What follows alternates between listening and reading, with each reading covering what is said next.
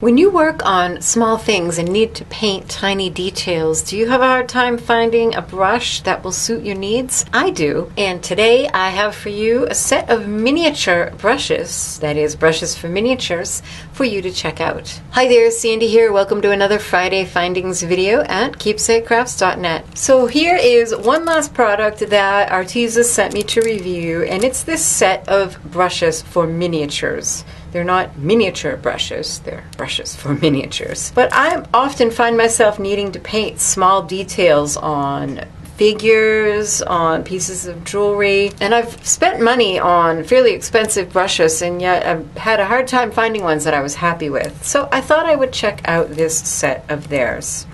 It comes with 15 brushes, and you get 5 different sizes each of liner, spotter, and round. And now the price is, I believe, under $15. Here it is. As of the day I'm recording this, it says that they're under $15, but regularly priced $42. That, I don't know. $15 would place these at about $1 a piece, which is pretty inexpensive for a brush. $42 would place them at just under $3 a piece, which is still pretty inexpensive for a brush. So I don't know what the price will be once I get this video uploaded, but just so you know.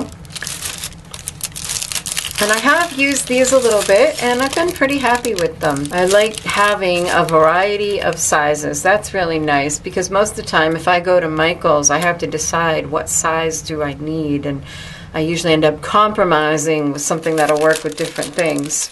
So it's nice to have the variety already in there. I have found that these little plastic covers, they tend to cause more problems than they solve. One thing I noticed, I actually went through this set a little earlier, and I noticed that I was missing one. I think I have 2 number 4 liners, and I'm missing one of the rounds.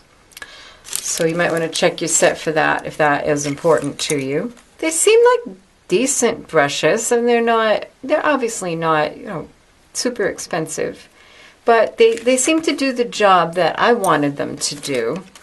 Here I have a little paint just to kind of do a demonstration. Here's some, just a little bit of gold acrylic paint, and let me pick one of these. And I like that I can get a really, really fine amount on the brush. And if I wanted to paint in some of these details. This is just a piece that was in my stash. I was experimenting with using a border mold. I think this is a Lisa Pavelka leaf border mold to make a frame. And I didn't like what was in it, so I ended up filling it with Pavio paints. And it just sits there for demonstrations like this. Now, how fine of a line can I make? Pretty fine. A lot of what I use brushes this small for would be things like doll eyebrows and eyelashes. So you can see you can get a pretty fine line with that. I've got just a little water here to clean it up. My husband told me the trick to keeping your brushes nice is to not get paint up into the ferrule up in here. So I have been trying to make an effort to, if I have to mix paint, I don't use my brush anymore to do it, because that's what often gets paint up in there. And if you do get a little paint up in there when you're running it under water and cleaning it, you can kind of go like this and squidge it out. Because that's what happens is paint gets up in here and then it hardens, and that makes the bristles, it pushes the bristles out, and that's how they end up splayed out, which is how 90% of my brushes look. So I'm working on being better about that. So let's try out a liner. Just maybe I'll get even a finer line, because in some cases that was actually a little thicker than I wanted.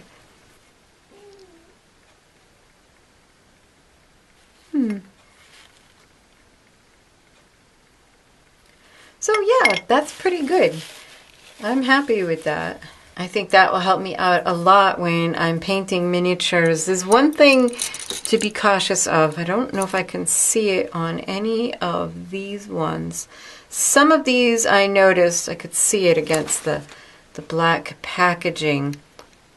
They like weren't trimmed well. There were little extra bristles sticking up, so you might have to give them just a really tiny, tiny trim. Another thing little tiny brushes like this are great for is using things like Inca Gold. Add a little water, dip your brush in there, dip your brush in the Inca Gold, and you actually make it into a paint.